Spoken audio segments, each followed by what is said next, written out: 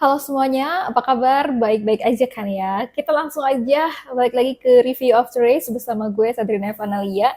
Dan kali ini kita akan langsung ngebahas ada 3 pembahasan. Yang pertama ini tentunya ada pernyataan dari VDEGA yang dia crash ya di Moto3 Ascent 2026.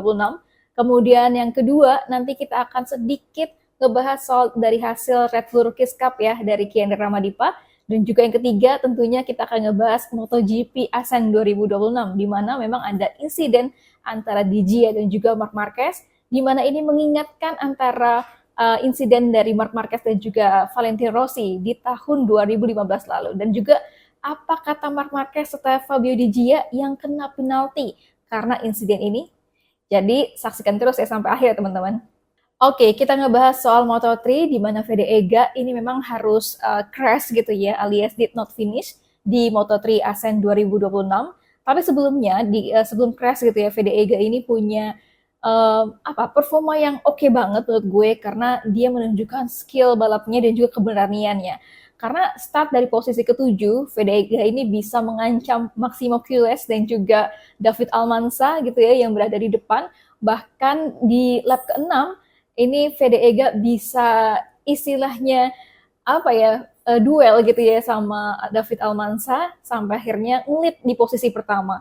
Tapi sayangnya mungkin ini karena VDEGA nge-push dari awal gitu dari lap pertama sampai di lap ke-6, mungkin ini juga ada bannya gitu ya, bannya aus dan dia harus mundur gitu melorot posisinya sampai ada akhirnya senggolan sama rider lain dan dia terpental ke posisi ke-11 dan kemudian ketika dia mau nge-push lagi dia crash gitu. Nah, ini juga mungkin menurut gue karena VDEGA ini terburu-buru gitu ya karena balapan masih panjang ya, ada 20 lap dan sementara itu VDEGA udah nge-push dari lap pertama sampai lap ke-6 dan tentunya ini juga menurut gue karena VDEGA seorang rookie gitu ya. Jadi memang harus punya pengalaman ketika VDEGA tuh ngelit gitu ya, tuh memimpin balapan gitu. Ini kan pertama kalinya untuk VDEGA bisa meraih posisi pertama di balapan gitu. Nah, lalu apa kata VDEGA gitu ya setelah crash di balapan Moto3 Ascent 2026 ini? Jadi memang VDA ini crashnya di tikungan keempat sampai dengan tikungan kelima gitu ya.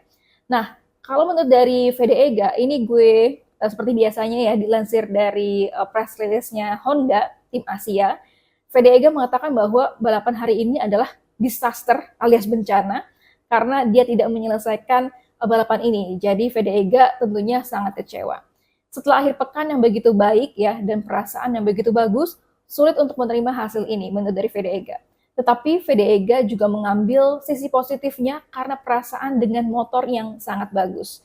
Dan di sini VDEGA mampu bertarung dengan para pemimpin gitu ya ataupun para pembalap yang di depan berjuang untuk posisi depan dan juga menunjukkan potensi dari VDEGA. Menurut dari VDEGA, ini gue bacain ya, mungkin saya perlu sedikit lebih cerdas selama balapan dan mengelola beberapa situasi dengan lebih baik. Crash itu juga kesalahan saya, jadi saya akan mengambil pelajaran dari hari ini. Dan tentu saja saya kecewa, tetapi saya tahu kami memiliki kecepatan dan kepercayaan diri. Dan saya akan kembali lebih kuat di Jerman.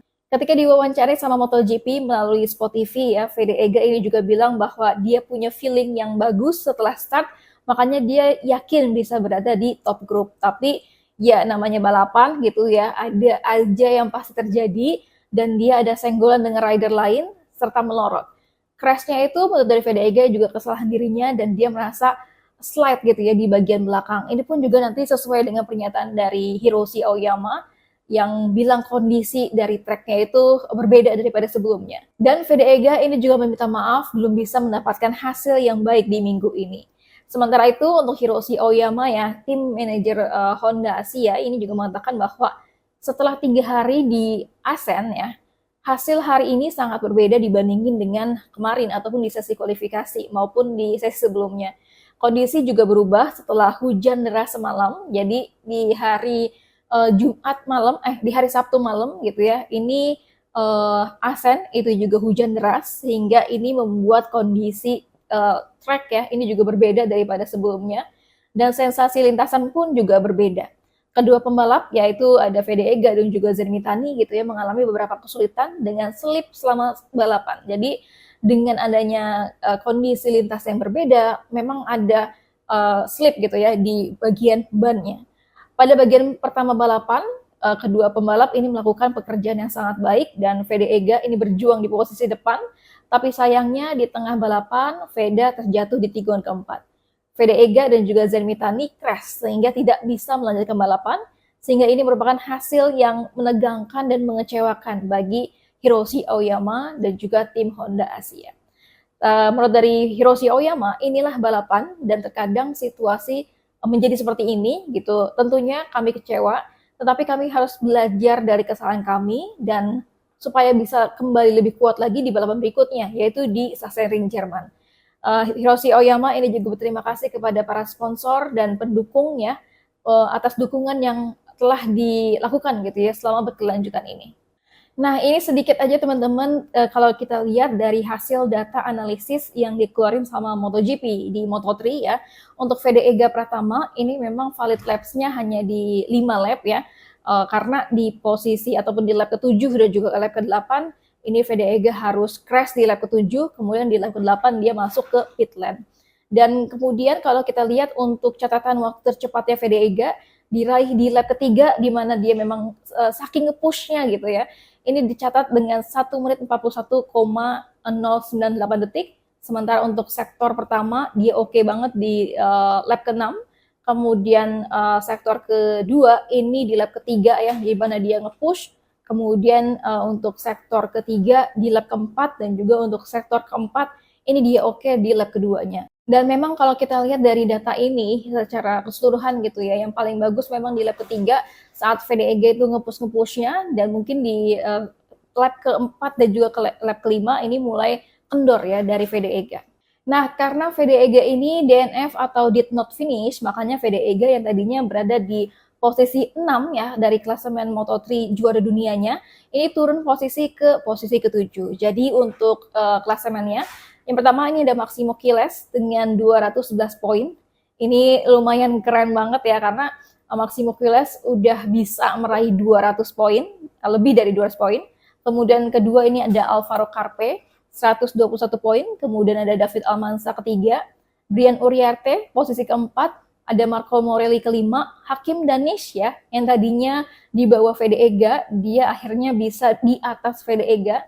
Di posisi ke-6 dengan 82 poin dan juga untuk Fede Ega Pratama ini di posisi ke-7 ya dengan 82 poin. Maka dari itu untuk klasemen Rookie of the Year-nya Fede Ega juga turun posisi yang tadinya di posisi kedua di bawah Brian Uriarte, ini sekarang berada di posisi ketiga di bawah Hakim Danish. Jadi untuk Rookie of the Year ya, ini ada Brian Uriarte 102 poin, Hakim Danish di posisi kedua 82 poin dan juga untuk Fede Ega Pratama 82 poin. Meski Fede Ega dan juga Danish ataupun Hakim Danish ini punya sama-sama 82 poin, tapi memang untuk di Moto3 Asen ini Hakim Danish bisa dapat poin gitu ya, tapi kemudian kalau untuk Fede Ega dia makanya did not finish ataupun crash gitu, makanya akhirnya posisi kedua itu diambil sama Hakim Danish karena dia punya poin. Ketiga ini ada Fede Ega karena dia tidak menambah poin ataupun crash. Oke, kita doain semoga tetap semangat kepada Fede Ega. Ini menjadi pelajaran penting dan juga pengalaman yang berharga banget gue rasa buat Fede Ega. Karena ini adalah pertama kalinya Fede Ega merasakan bisa ngelit di depan gitu ya. Memimpin balapan meskipun hanya beberapa saat gitu. Tapi gue yakin ini menjadi sebagai pelajaran dan juga bisa perbaikan untuk kedepannya.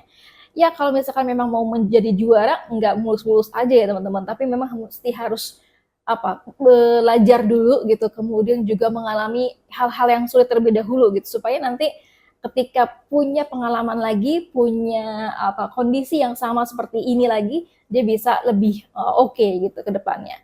Nah teman-teman pastinya kita harus dukung Fede Ega gitu karena Fede Ega memang seorang rookie pertama kali untuk di Moto3 dan menurut gue itu udah bagus banget dan kita dukung ya, bukan cuma dibully ya. Jadi jangan karena punya hasil yang bagus kita ataupun kompetitif kita puji-puji, tapi kemudian kalau misalkan lagi crash ataupun jelek gitu ya baru kita bully. Enggak ya, jangan kayak gitu teman-teman.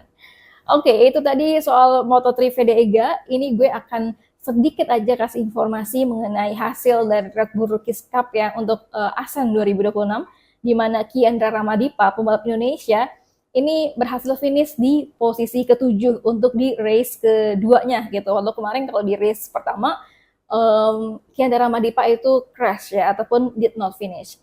Dan untuk catatan waktunya dari Kiandra Ramadipa, dari finish posisi ketujuh, catatan waktunya itu 1 menit 45,529 detik atau 1,427 detik lebih lambat dari pembalap posisi pertama. Dan untuk hasil klasemennya dari RBRC ya, untuk Kiandra Ramadipa ini ada di posisi ke-6 dengan 65 poin atau 83 poin selisihnya dari Bena Fernandes yang punya 148 poin ya di posisi pertama. Pokoknya kita doain kepada seluruh pembalap Indonesia gitu ya, ada Kiandra Ramadipa, ada Fede Ega, kemudian ada Mario Aji yang sampai saat ini masih recovery ya dari cederanya, kemudian juga ada Dimas Eki yang juga berlaga di Vegas waktu kemarin di ASEAN ya. Pokoknya kita doain semoga para pembalap Indonesia punya hasil yang bagus dan juga lancar-lancar terus ya setiap balapannya ke depan. Oke, lanjut kita ke hasil dari MotoGP ASEAN 2026, di mana yang pertama ini ada Ai Ogura yang menurut gue ini adalah keren banget ya. Ai Ogura ini pembalap Jepang yang memang lagi on fire banget belakangan ini. Kemudian kedua ada Raul Fernandez, di mana ini juga sama-sama Trackhouse Aprilia. Ini adalah tim satelit Aprilia, tapi dia bisa gitu ya untuk bisa berada di depan. Kemudian ketiga ada Jorge Martin, keempat ada Fabio Di Gia, dan juga kelima ada Alex Marquez. Keenam ada Enea Bastianini, ketujuh ada Marc Marquez. Marc Marquez sebenarnya ini finishnya di posisi ke-6, tapi dia kena penalti turun satu posisi. Nanti kita akan ngebahas ya, makanya Marc Marquez ini finishnya menjadi posisi ke-7, kemudian untuk posisi ke-8 ada Fabio Quartararo, ke-9 ada Alex Rins, ke-10 ada Luca Marini. Sementara untuk Marco Bezzecchi ini crash keras ya, nanti gue juga akan update kondisinya. Kemudian untuk Pedro Acosta dan juga Pecco Bagnaia ini memang retirement ataupun mundur ya dari balapan MotoGP ASEAN 2026 ini. Nanti kita akan juga bahas soal ini. Nah, untuk Ai Ogura sendiri ini memang keren banget ya, karena Ai Ogura lagi on fire belakangan ini, dan di ASEAN dia juga oke banget performanya. Ada sejumlah catatan yang penting gitu ya dari Ai Ogura. Yang pertama, ini adalah kemenangan pertama Ai Ogura dari selama balapan gitu, selama karirnya di MotoGP ya. Kemudian yang kedua, ini adalah Ai Ogura sebagai pembalap Jepang pertama yang memenangkan balapan sejak tahun 2004 di Motegi, atau 22 tahun lamanya baru kali ini lagi ada pembalap Jepang yang memenangkan MotoGP. Yang ketiga, ini adalah pertama kalinya podium 1 dan juga 2 untuk Trackhouse ya. Ini memenangkan balapan bersama Ai Ogura dan juga Raul Fernandez. Kemudian untuk catatan yang keempat, ini adalah pembalap pertama ex-Moto4 Asia yang memenangkan balapan MotoGP. Dan yang kelima, Ai Ogura ini menjadi pembalap ke-125 yang berbeda yang memenangkan balapan di MotoGP. Oke, selamat buat Ai Ogura yang bisa menunjukkan ekspresi senyum gitu ya sekarang di konferensi pers dan juga di performa ya tadi ya ketika meraih podiumnya. Dan meskipun memang sebenarnya ada kendala dari right hand device dari motornya Ai Ogura, tapi Ai Ogura masih bisa bertahan, kemudian juga nge-push sampai akhirnya dia bisa menyalip Jorge Martin dan juga Raul Fernandez. Itu sebuah hal yang luar biasa banget sih ya. Dan untuk klasemen MotoGP-nya, karena Marco Bezzecchi ini juga crash ya di MotoGP ASEAN 2026 ini. Jadi yang pertama ada yang Jorge Martin ya, ini dia memimpin dari klasemen MotoGP juara dunianya, yaitu 163 poin. Kemudian ada Marco Bezzecchi, 186 poin. Kemudian ada Fabio Di Gia di tempat ketiga, yaitu 177 poin. Ada Ai Ogura ya, yang ini juga tadinya berada di bawah-bawah karena Ai Ogura belakangannya juga kompetitif banget, makanya dia bisa merangsek ke posisi 4 dengan 168 poin. Kemudian yang kelima ada Marc Marquez, ini ada 153 poin. Dan untuk di MotoGP ASEAN 2026 ini ada yang menarik gitu ya, antara duel yaitu Fabio Di Gia dan juga Marc Marquez ya, di sequence-nya last sequence-nya ASEAN gitu, di sirkuit ASEAN. Dan ketika ini memang Fabio Di Gia ngeblok pas Marc Marquez sampai akhirnya Marc Marquez itu harus keluar dari lintasan dan juga dia masuk ke gravel, dan karena motong jalur gitu ya, dan lanjut kemudian Marc Marquez bisa lanjut balapan lagi. Tapi kemudian memang Fabio Di Gia ini juga keluar ataupun keluar dari lintasan dan juga dia menyentuh dari area blue ataupun area biru gitu. Nah ini pun juga persis seperti insiden antara Marc Marquez dan juga Valentino Rossi di Belanda gitu ya di tahun 2015 di mana sama juga ketika Marc Marquez ini ngeblok pas Valentino Rossi dan Rossi ini keluar lintasan sampai masuk ke gravel gitu ya. Tapi yang berbeda dari 2026 dan juga 2015 di sini kalau di 2026 Fabio Di Gia itu juga keluar dari lintasan gitu ya, dia menginjak area biru, tapi kalau Marc Marquez di tahun 2015 lalu dia masih tetap di chicane ya, tetap di lintasannya. Makanya itu yang berbeda menurut dari Marc Marquez. Lalu apa kata Marc Marquez dan juga Fabio Di Gia ya? Dua-duanya sama mendapatkan penalti, tapi memang penaltinya berbeda. Untuk Fabio Di Gia, dia kena long lap penalti yang langsung juga dilakuin sama Fabio Di Gia ya ketika dia sudah dapat notifikasi dari FIM Steward. Dia langsung melakukan long lap penalti. Kemudian untuk Marc Marquez dia harus turun posisi ya, satu posisi. Makanya kenapa yang tadinya Marc Marquez itu finish di posisi ke-6, dia jadi posisi ke-7 karena memang dianggap exceeding track limit ya, keluar dari lintasan. Nah, Fabio Di Gia ini bilang bahwa memang nggak mudah ketika kita harus menyalip gitu ya, ataupun duel bersama dengan pembalap super kuat seperti Marc Marquez gitu. Makanya dia sendiri benar-benar harus kalkulasi setiap manuvernya. Dan insiden dengan Marc Marquez ini adalah membuat Di Gia dan juga Marc Marquez, menurut dari Di Gia sama-sama harus wide gitu ya, harus keluar dari lintasan. Dan Di Gia ini mengaku saat balapan tersebut dia lupa sama regulasi yang mengharuskan para pembalap itu tidak boleh menginjak dari area blue ataupun area birunya gitu. Makanya dia nggak kepikiran gitu ya untuk bisa mendapat hukuman, tapi kemudian dia mendapatkan long lap penalty dan langsung melakukan long lap penalty tersebut. Nah, ketika ditanya apakah lo mengingat ketika ini hampir sama seperti kejadian dari tahun 2015 ketika Marc Marquez dan juga Valentino Rossi gitu ya, bos lo gitu. Kalau kata Fabio Di Gia dia nggak sama sekali nggak ingat karena dia fokus ke balapan saat itu. Nah kalau untuk Marc Marquez bilangnya ini adalah insiden terhadap Di Gia dan juga dirinya adalah sebuah insiden balapan ataupun racing incident ya. Dan Marc Marquez bilang Di Gia ini kena long lap penalty bukan karena kontak sama dirinya, tapi karena memang Fabio Di Gia itu menginjak dari area blue alias area biru gitu ya di luar lintasan. Nah, ketika ditanya soal insiden antara Marc Marquez dan juga Valentino Rossi di tahun 2015 gitu ya, ini kan seperti deja vu gitu. Persis sama seperti yang terjadi antara Marc Marquez dan juga Valentino Rossi di tahun 2015. Dan Marc Marquez bilang, oke, memang sama gitu, tapi setidaknya di tahun 2015 lalu dia tuh enggak keluar dari lintasan gitu ya dan dia tidak mendapatkan penalti saat itu di tahun 2015. Nah, sementara untuk Marc Marquez sendiri tadi seperti yang gue bilang dia memang diganjar penalti ya karena ini exceeding track limit sampai akhirnya dia turun posisi ya, satu posisi turunnya. Marc Marquez ini menganggap dari MotoGP Asen 2026 sebagai akhir pekan yang survival mode gitu ya, alias dia hanya bertahan hidup aja karena kondisi fisiknya dan juga karakter dari sirkuit Asen yang memang menyulitkan dari Marc Marquez. Dan Marc Marquez ini mengaku target realistisnya memang hanya finish di posisi 6 hingga 8 dan akhirnya setelah balapan dia merasa lega karena dia berhasil gitu ya lolos dari balapan MotoGP Asen 2026 ini tanpa cedera, tanpa crash gitu. Dan tentunya ini meski hasilnya jauh dari ideal ya, Marc Marquez tetap menjaga peluang di klasemen kejuaraan karena mendapatkan poin. Dan sementara untuk Marco Bezzecchi ini memang crash ya. Kita update dari kondisinya Marco Bezzecchi yang crash ya di tikungan ke-15 dan crashnya itu keras banget. Jadi setelah crash tersebut, Marco Bezzecchi ini langsung dibawa ke rumah sakit. Dan untungnya, alhamdulillahnya tidak ada cedera yang serius ya dari Marco Bezzecchi. Sampai akhirnya memang ketika memang sudah ke rumah sakit, dia diperbolehkan untuk pulang. Tapi dari Massimo Rivola ya, dia bilang bahwa bos Aprilia gitu ya, dia merasa bahwa Marco Bezzecchi perlu istirahat gitu, setelah mengalami rangkaian tekanan dan juga insiden berat dalam beberapa balapan terakhir, karena Marco Bezzecchi juga sempat crash ya di beberapa balapan waktu kemarin.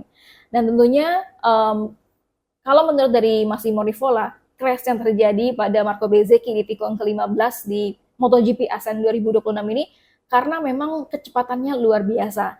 Dan kalau kita sama-sama tahu ya, di sirkuit Asen ini kan dibilangnya speed of cathedral gitu.